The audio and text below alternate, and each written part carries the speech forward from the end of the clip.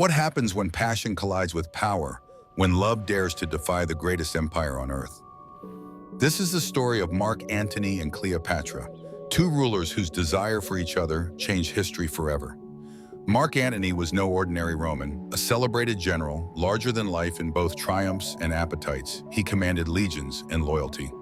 Cleopatra, the last pharaoh of Egypt, was a queen unlike any other, brilliant, multilingual, and fiercely ambitious. She wasn't just beautiful, she knew how to wield power like a weapon. Their fates crossed in 41 BCE.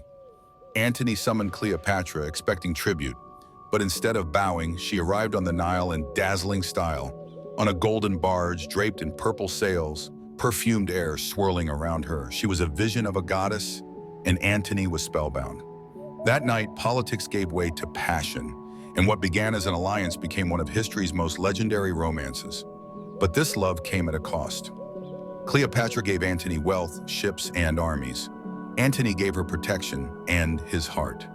In Egypt, they lived as gods, feasting, drinking, and even crowning their children as rulers of the Eastern world.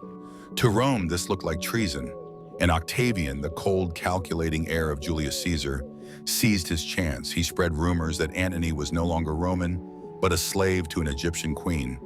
In a city that prided itself on discipline, this was unforgivable. The world watched as Octavian declared war not just on Antony, but on Cleopatra herself. The clash came at the Battle of Actium in 31 BCE. Picture it, hundreds of warships, oars slicing the waves, the thunder of catapults, smoke rising across the horizon. For hours, the outcome hung in the balance. Then, disaster. Cleopatra's fleet broke under pressure, retreating in chaos. Antony, torn between his duty to Rome and his devotion to Cleopatra, chose love. He abandoned the fight and followed her.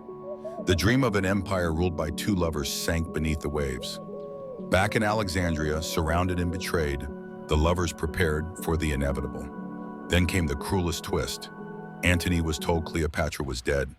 Shattered, he fell on his sword, crying out her name. But it was a lie. Still alive, Cleopatra had him carried to her chamber. Bloodied, broken, Antony died in her arms, his final words a farewell to the woman for whom he had given up the world.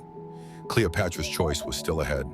Octavian demanded she live to march in his triumph, paraded through Rome in chains. But Cleopatra would not be displayed as a trophy.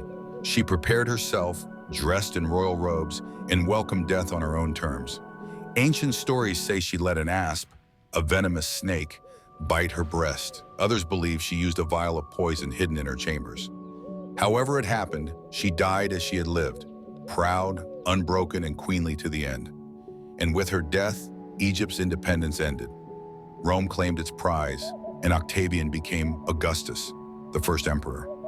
But Antony and Cleopatra became something more. Their story transcended politics and war.